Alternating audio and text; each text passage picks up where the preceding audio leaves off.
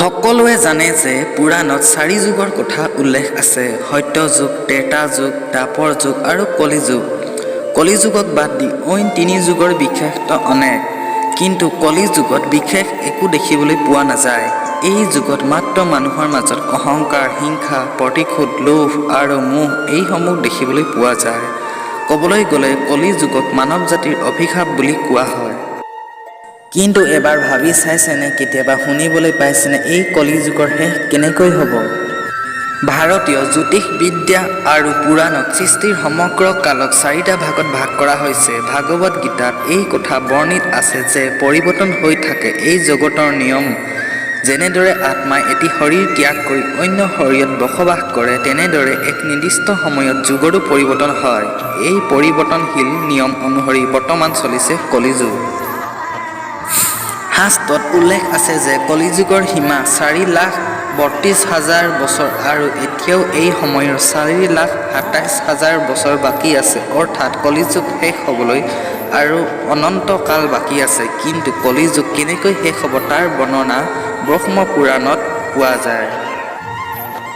এই ব্ৰহ্ম পুৰাণ অনুসৰি কলিযুগৰ একেবাৰে শেষৰ ফালে মানুহৰ আয়ুস কমি 10 বছৰ হৈ পৰিব। মানুহৰ লোভ আৰু হিংসা বহু বেছি বৃদ্ধি হৈ পৰিব। কলিযুগে যেতিয়া 5,000 বছৰ সম্পূৰ্ণ কৰিব, তেতিয়া গংগা নদী শুকাই যাব আৰু তেতিয়া পৃথিৱীৰ সকলো দেৱতা পৃথিৱী এৰি নিজৰ নিজৰ ধামলৈ গমন কৰিব। পৃথিৱীৰ নৰ-মনীষে সকলো ধৰণৰ ধৰ্মীয় কাম-কাজ আৰু ৰীতি-নীতি বিসৰ্জন দিব। গৰুৱে গাখীৰ দিয়া এৰি দিব। মানৱতা আৰু মানৱীয় মূল্যবোধ নাইকিয়া হৈ শূন্য পৰিব।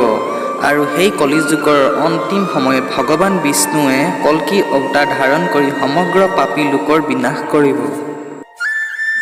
ভগৱান শ্ৰীকৃষ্ণই কলিযুগৰ বিষয়ে কৈ গৈছে, যাৰ বৰ্ণনা মহাভাৰতত পোৱা যায়। শ্ৰীকৃষ্ণই কোৱা অনুসৰি কলিযুগত এনে কিছুমান মানুহৰ শাসন আৰু ৰাজত্ব চলিব, যিয়ে ক'ব এক আৰু কৰিব অন্য এক। কলিযুগত মানুহ জ্ঞানী আৰু বিদ্বান আৰু ধাৰ্মিক হ'ব, কিন্তু তেওঁলোকৰ আচৰণ ৰাক্ষসৰ দৰে হৈ পৰিব।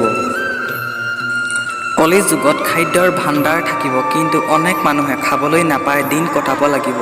ভগৱান শ্ৰীকৃষ্ণই কৈছে, কলিযুগত যেতিয়া পাপ আৰু পাপীয়ে অন্তিম পৰ্যায় পাব, পৃথিৱীৰ সকলো লোক ধৰ্মগ্ৰস্ত হৈ যাব, তেতিয়াই তেওঁ কলিৰ অৱতাৰ ল'ব আৰু পৃথিৱীৰ সমস্ত পাপীক ধ্বংস কৰি পৃথিৱীক পাপীৰ পৰা মুক্ত কৰিব। লগে লগে আৰম্ভণি হ'ব সত্য যুগৰ।